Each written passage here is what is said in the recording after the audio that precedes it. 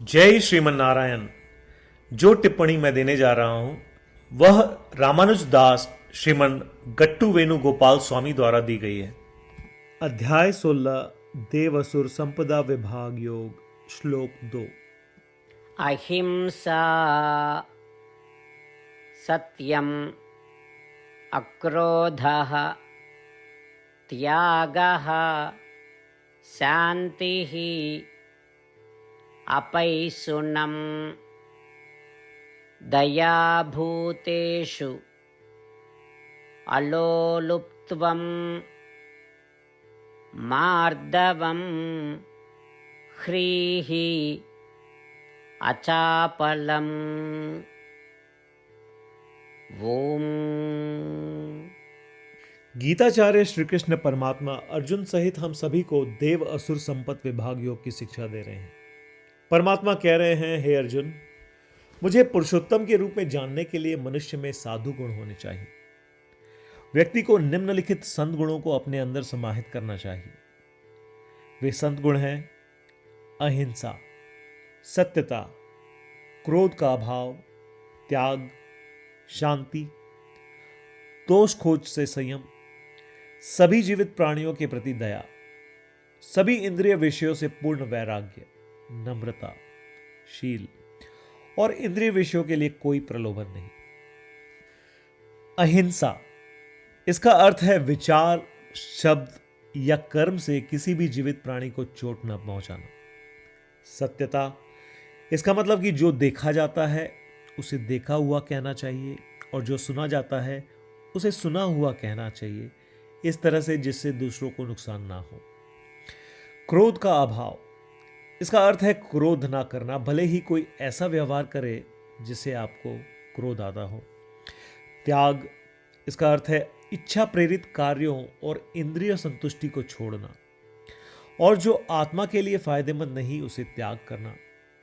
शांति, इसका अर्थ है शारीरिक अनुशासन, इंद्रियों पर नियंत्रण रखना और बाहरी परिस्थितियों में गड़बड़ी के बावजूद आंतरिक संतुलन बनाए रखना।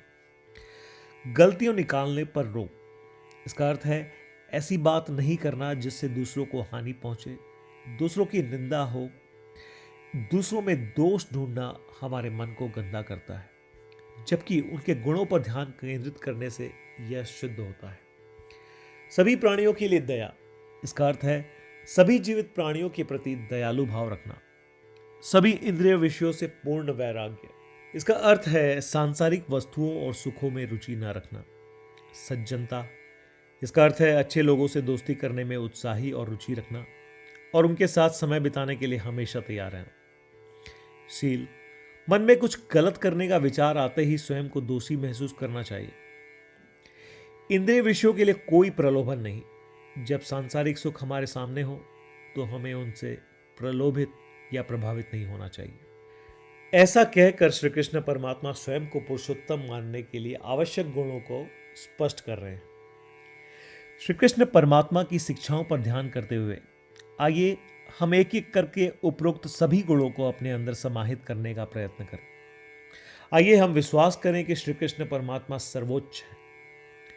श्री कृष्ण परमात्मा पुरुषोत्तम है। श्री कृष्ण परमात्मा श्रीमन नारायण है और श्रीमन नारायण को प्राप्त करने को अपने जीवन का लक्ष्य बनाते समय केवल श्रीमन नारायण की शरण लेते हुए आइए हम श्री कृष्ण परमात्मा के शब्दों को श्लोक के रूप में दोहराने का प्रयत्न करें। अहिंसा सत्यमक्रोधः त्यागः शान्तिरपैशुनम् दयाभूतेष्वलोलुप्त्वं मार्दवं ह्रीरचापलम्। श्रीमद् भगवद गीता का संपूर्ण सार श्री कृष्ण परमात्मा द्वारा अध्याय 18 श्लोक 65 से 70 में 8 कार्य करने के लिए दिया गया है। श्री कृष्ण कहते हैं, मुझे वे लोग पसंद है जो इन 8 बातों का पालन करते हैं। मैं उन भक्तों की हर प्रकार से रक्षा करूंगा। श्री कृष्ण परमात्मा द्वारा बोली गई संपूर्ण भगवद गीता को सुनने के बाद अर्जुन कहते हैं, करिष्ये वचनम तव, जिसका अर्थ है कृष्ण मैं वैसा ही करूंगा जैसा आप कहेंगे। यही कारण है कि श्री कृष्ण ने अर्जुन को सभी प्रकार की सफलताएं और जीत प्रदान की है। आइए परमात्मा को वचन दे कि हम इन 8 कर्मों का पालन करेंगे।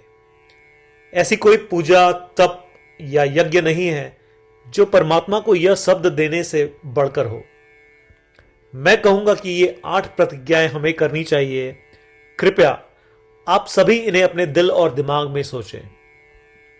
इस प्रकार श्री कृष्ण को अपना वचन देते हुए आइए हम सभी श्री कृष्ण के सुंदर चेहरे को खुशी से चमकते हुए देखें और आनंद का अनुभव करें। जय श्रीमन नारायण। ये है हमारे 8 वचन। हमारा पहला वचन, हे श्रीमन नारायण, जैसा आपने निर्देश दिया मैं हमेशा आपका ध्यान करूंगा और आपके बारे में सोचूंगा। हमारा दूसरा वचन, हे श्रीमन नारायण, जैसा कि आपने सलाह दी मैं हमेशा आपका भक्त रहूंगा। हमारा तीसरा वचन, हे श्रीमन नारायण, मैं अपने सभी कार्य आपकी सेवा के रूप में और आपकी संतुष्टि के लिए करूंगा।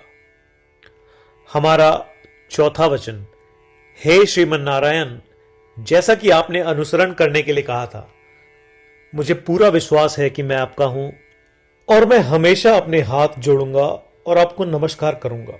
हमारा पांचवा वचन, हे श्रीमन नारायण, मुझे आपके शब्द मामेकम शरणम व्रज याद आते हैं जो आपने सिर्फ और सिर्फ आपको ही समर्पण करने को कहा था। श्रीमन नारायण, मैं केवल आपके प्रति समर्पण करता हूं। हमारा छठा वचन, हे श्रीमन नारायण, मुझे आपके शब्द मां शुचः याद आते हैं कि आप हमें शोक न करने का आश्वासन दे रहे हैं।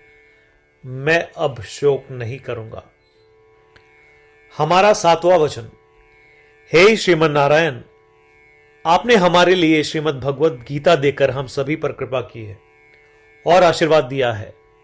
मैं कम से कम एक श्लोक पढ़ने या सुनने का वादा करता हूं। हमारा आठवां वचन, हे श्रीमन नारायण, आपने सारी मानवता को गीता प्रदान की। मैं गीता में आपके दिव्य शब्दों को उन भक्तों तक फैलाने का प्रयास करूंगा जो गीता से अपरिचित हैं। हमने अभी अभी परमात्मा को 8 वचन दिए हैं। प्रतिदिन श्रीमन नारायण को यह वचन देना कि हम वैसा ही करेंगे जैसा वे कहेंगे अपने आप में एक महान पूजा है। आइए हम उसे अपने अटल विश्वास के साथ अपना वचन दें। श्रीमन नारायण करिष्ये वचनम तव, जिसका अर्थ है श्रीमन नारायण, मैं आपके निर्देशों के अनुसार कार्य करूंगा। सर्वम श्री कृष्णार्पणमस्तु। जय श्रीमन नारायण। अहिंसा सत्यम अक्रोधः त्यागः शान्तिः अपैशुनम् दयाभूतेषु अलोलुप्त्वं मार्दवं ह्रीः अचापलम्। ॐ अहिंसा सत्यमक्रोधः त्यागः शान्तिरपैशुनम् दयाभूतेष्वलोलुप्त्वं मार्दवं ह्रीरचापलम्।